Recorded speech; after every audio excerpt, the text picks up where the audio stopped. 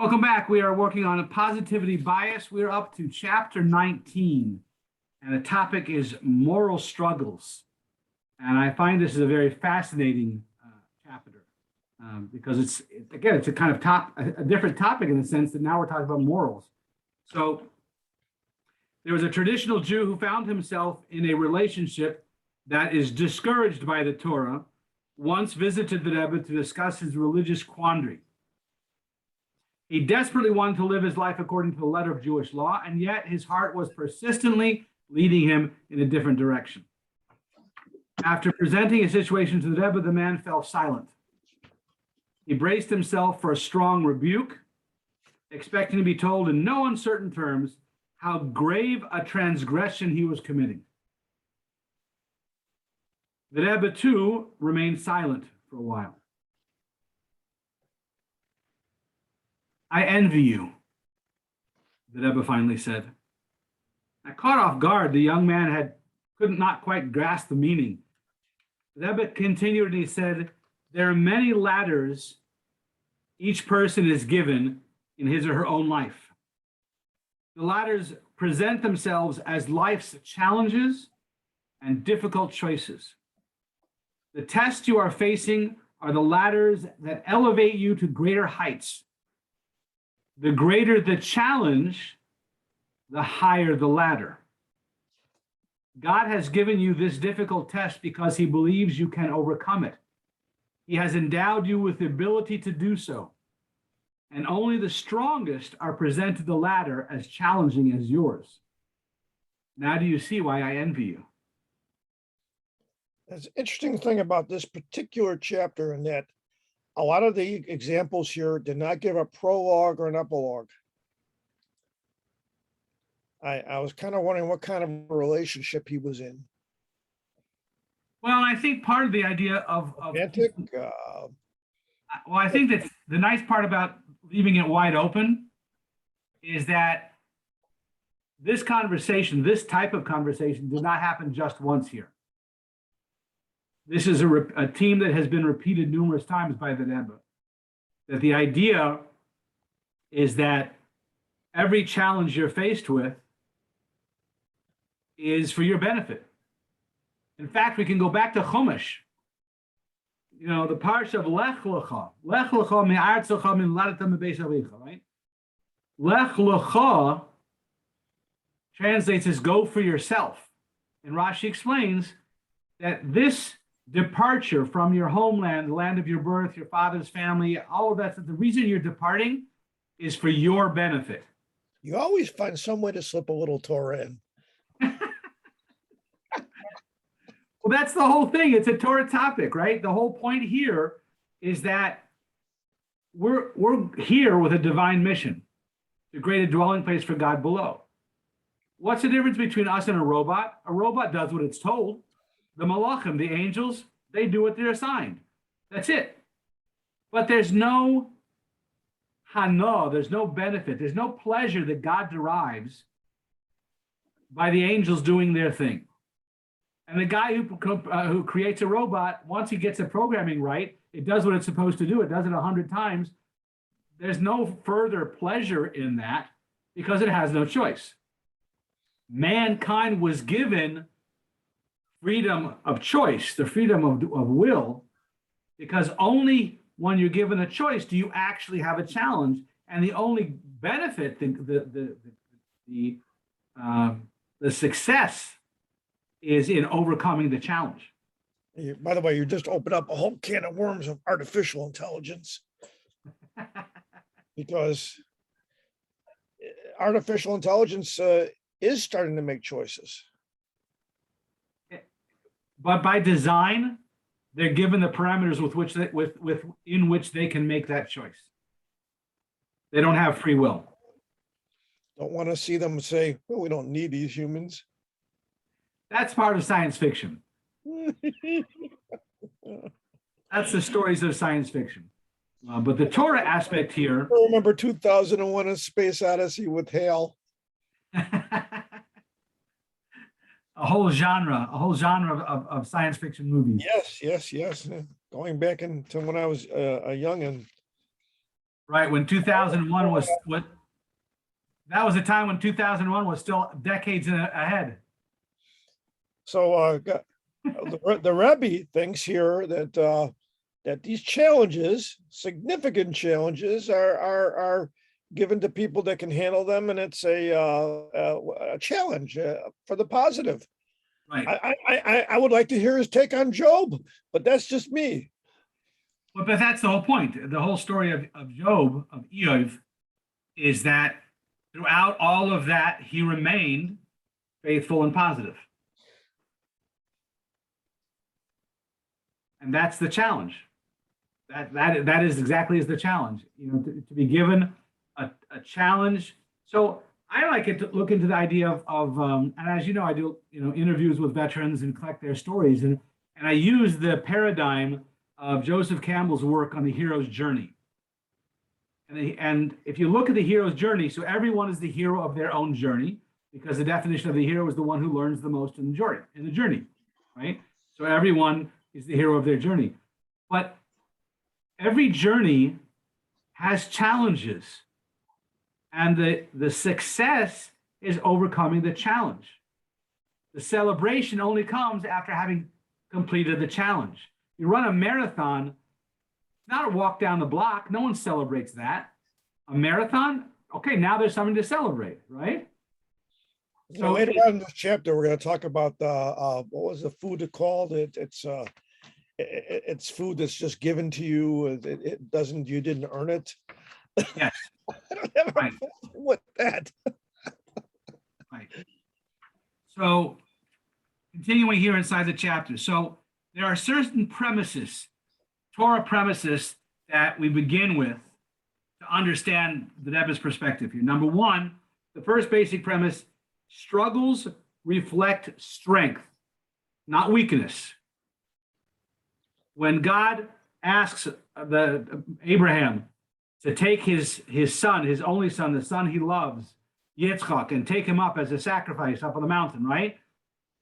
He says, Kach no es bincha. Please take your son. He's giving this as a command, but he's saying please. Why is he saying please? God knows what we're capable of. God knows what we're capable of. Yeah. You can say that in two different inflections, right? But God does know what we're capable of. We don't. We don't know how strong we are. I interviewed a 95-year-old man this morning a World War II veteran. He was there when they came upon Buchenwald, and they chased away the guards and continued chasing the Germans out from Buchenwald. And at the end of the day, what was his success? What did he feel he got out of his time in the service? He said, I felt that I knew that I could do it. I wasn't sure going in that I had what it takes to do this, and I proved that I do. And combat, all the stories, he was there. And he chose to be there. He chose to be able to, and being able to prove to himself what he was capable of, right? So when God says to Avram, Kach no, please take your son, he's saying, I know you could do this, but I want you to accept the challenge. I want you to do this because I want you to see, and I want the world to see what you're really made of. So every challenge that faces us is for our benefit. Every challenge that we have to overcome that we think is unfair, or the guy said the other day to me, he says, we were talking about someone who called for counseling, and we're talking about this concept, right? And he says, well, God has an awfully high opinion of me, and I think he's wrong. Well, he's not wrong. You are, and you can do this. And I think that's the point here, is that a struggle reflects strength, not a weakness. Number two, and this is key, God is good and he only wants good. So he wants us to rise to the challenge. He wants us in the world to see what we're really capable of. And thirdly, and this could be counterintuitive, the holier or the greater the person, the more vulnerable they are to base temptations. There's a quote that says, the more righteous one is, the more powerful is their yetzer hara, their negative inclination. So it's a counterintuitive because we'd like to say, well, he's religious, so we expect him to behave, right? Well, there used to be this concept of, well, they're a political leader. We hold them to a higher standard. You see, that's not true anymore, right? But the part that's not counterintuitive is if we go back to God's intention. What's God's intention in the world? God's intention is that man should create a dir b'tachtonim, a dwelling place for God down here in the lower world. He has to face challenges. So if a guy is really, really talented, he's really, really a powerful person, then the only way he can have a real challenge is if the challenge is greater than that the rest of us face. So it only makes sense if you look at it from God's perspective that the more powerful the person is, the more authority the person has, the more rank or stature or wealth that a person has, their tests have got to be harder. Oh. To match their capabilities. I always said power, what do you call it? Power corrupts. Right. Absolute power absolutely corrupts. So that I'll take my loaf of shame now. Be on my way. But that piece right there, we use that as a common term, right? You know, power corrupts. But the source of that, the Talmudic source of that idea is that you're given the strength to overcome the challenges presented. If you have incredible powers, your challenges have to be equal to that challenge, to that capacity. So that's where you have that's where you can succeed. That's where you can have the glory. But the glory only comes when the challenge is really a doozy. But God wouldn't give it to us if we couldn't do it.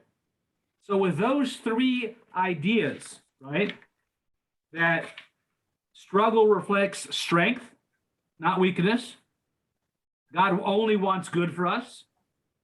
And the holier or greater the person is, the more their challenge has to be, the greater their yetzer hara has to be to equal their capacity. So in that sense, it kind of changes the whole way we look at things. You know, when we see a person of great power who falls and fails, we think to ourselves, well, I wouldn't have done that. I wouldn't have had that problem. Well, No, I don't always say that. I usually can see where it happened. I would like to think I could avoid that pitfall. right. But the only question becomes that if we had their capacity, we would also have their yetzer hara, their evil inclination. And so I think it goes back to another discussion we had previously. You know, when we the original sin, Adam and Eve, Adam and Chava in Gan Eden, the Garden of Eden, and they're created on the sixth day of the week, and before Shabbos already they've blown it. They've eaten from the Eitz Hadas, right? And so you want to say, like, you couldn't even hold out one day, but that's if we don't realize the level of the challenge. If we realize that this is the one thing again, you look at the two ends. On one hand, you could say you only had one mitzvah: don't eat this fruit, and you blew it, right? But on the flip side, you could also say there was one all-encompassing, powerful desire, and that was to eat the fruit.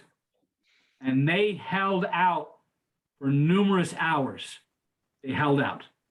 You know, and we're gonna later on in this chapter we'll come across people in prison, and you know, they've obviously erred, and but they can redeem themselves. So Right.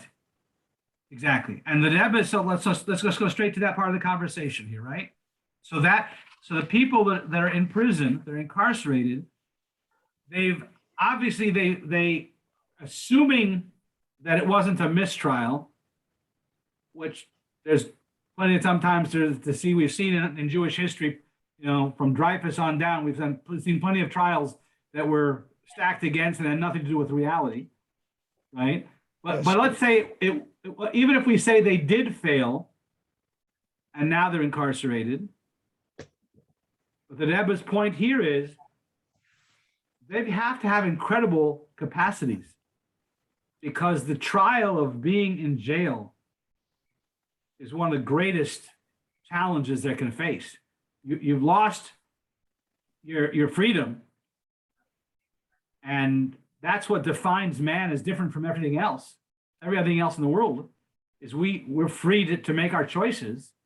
You've lost that in prison, and God still expects you to make the best of it.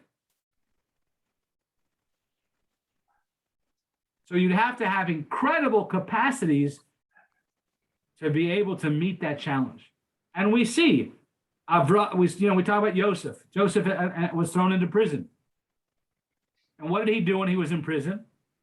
He had complete bitachon, faith in God, that it's all good, it's all right, and that's where he's supposed to be. And he was taking care of other people.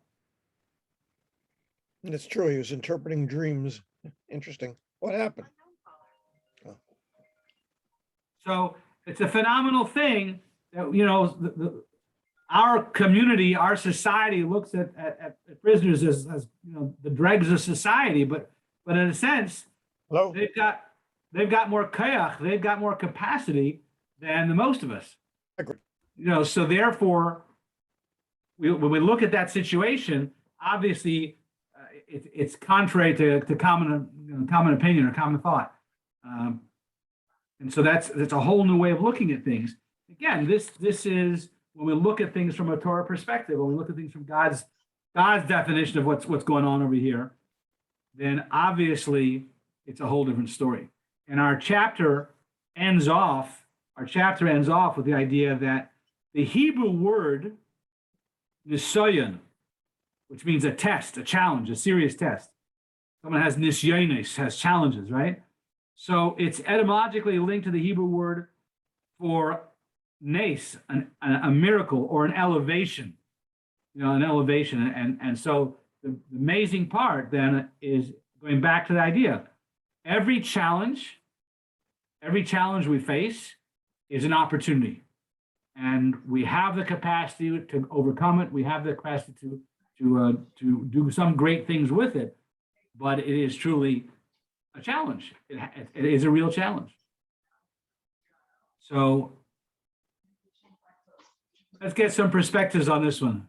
Zev, experiences from the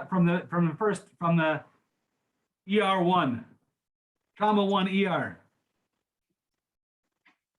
I don't even know where to be. I mean, the sicker people are, the riskier things are, but the greater the reward, if you will, if you can pull them through. Yeah. Another corollary, you can throw that into the stock market. The greater the risk, the greater the reward. There are many aspects in life where taking a bigger risk has the potential to provide you with a greater reward, whatever it may be, whether it's meeting the love of your life, approaching them and taking a big risk with that. Potential, for reward there that can't be matched, but you got to take that first step. So it's a risk. Sometimes, like with King David and Bathsheba, as you were talking here, someone in the position of authority took a big risk, made a bad decision, tried to justify it in many different directions, and ultimately recognized the error of his ways and repented for it. Yerida l'tzarach aliyah, the descent for the purpose of an ascent. Yeah. Back to Adam and Chava, same thing, right? Adam and Chava also. They ate from the fruit of the tree of knowledge, but ultimately that brought the entire world to a higher revelation in a higher place. because they took the challenge. I think that the distinction is in knowing that we can overcome. Knowing that if the challenge is presented to us, we can overcome. Now, that doesn't mean necessarily, like you said in trauma 1 and surgery, that doesn't mean you may save that person. You may be able to, you may not be able to, but you're up to the challenge. And there'll be some gain that comes from having faced the challenge. Maybe the next person down the line will be saved because you went through that gauntlet and learned more from it, and now you can handle something else you couldn't handle before. We see that in the hero's journey all the time. There's one test after another test after another test, but those are all building strengths, for the big test. And even Abraham went through 10. We're only hearing about the last one here. Right. Yep. 10 separate tests. Yep. Building and building and building until the big one. And even then, God says, Kach, no, please. I know you can do this. Please accept it. Please go for it. Jeff, thoughts on this chapter? In addition to what I've already said, Yeah. Or personal reminiscence. well, I've always been able to rise to the challenge, I suppose, but I really don't always like the stumbling blocks. I don't know. But can you think back to a time when you faced something that you really did not think you could overcome, and then in retrospect realize, okay, I did, and I'm in a better place because of it. Better place? Stronger place. If you've ever been divorced, you know what that is about. Yeah, I was going to say my whole Desert Storm experience from taking a company to Desert Storm, leading 200 people into a life-threatening situation and having my marriage fall apart at the same time. My first marriage. Yeah, that was a really difficult time in my life. I must say it makes me appreciate how good my life is now. It makes me appreciate life. Yeah, I'm glad I was able to take everybody home. I mean, that's how should I put this? To me, that is the defining point of that being the company commander for that unit. I took them all home. Very lucky in that regard. It was God's will. Yeah. I wasn't sure how it was going to play out. Yeah, every day I tried to do the right thing. Yeah. And we don't know what tomorrow's going to bring. Having your marriage fall apart, and it was. I took the responsibility for my children when I got home too. That was. It was really a difficult time. That 1991, 92. I got very ill with a disease called pemphigus vulgaris in 92. It was a really challenging time. So every day is a gift now. Really good example. Really good example. We can, whatever the challenges we're brought to. Yes, and that's probably the greatest challenge of my life, that time period. What do you take away from it? What did you get out of that, in addition to gratitude? But when you work with other people now, what is it you bring to the table for them because you went through that? A bit of humor. Say again? I hope I bring a little bit of humor. That helps. It does. Yeah. And based on life experiences too, you can also try to help people understand that things aren't always going to be bad and they can get better. That's a good point right there. Yeah. And you will get through it, and just like we will get through COVID, it will pass. It would do the best we can right now. That's what you do. So the broader perspective that comes from having lived a long, full life, you look back and you see all the challenges that faced you and you got through them. So when things come up, okay, I've been through other stuff before, I can get through this. I've if been you're through young- worse. Exactly. Yeah. I can get through this. Right. So so someone who's younger, who hasn't been through all that yet, facing their biggest challenges in life, could feel it's overwhelming, it's too much. And you try and you do what you can. So with those of us who are older, been around for more than half a century, can come back and say, been through worse, and you can do this. You will get through this. Did you want to cover any of the part of the last part of the chapter where it kind of it's an overview of what these examples were? I think we did. I think we covered everything here. There's some other stories that we skipped along in the way. The It was a little businessman. different than the standard positivity stuff we've been covering, I thought. Pardon? It was a little bit different than the standard positivity stuff. It's a different twist, and in a sense, I think it's a more challenging twist. One of my favorite posters. One of my favorite posters from high school. All those motivational posters we had in school up on the walls and things, right? One of my favorite ones was, "It's hard to remember you came to drain the swamp when you're up to your armpits in alligators." I've heard that expressed another way, but yes. But the idea, Or as Kanye West would say, whatever doesn't kill me can only make me stronger. Yeah. By that alligator expression, that's a Florida thing. That's Haven't seen one yet. Really?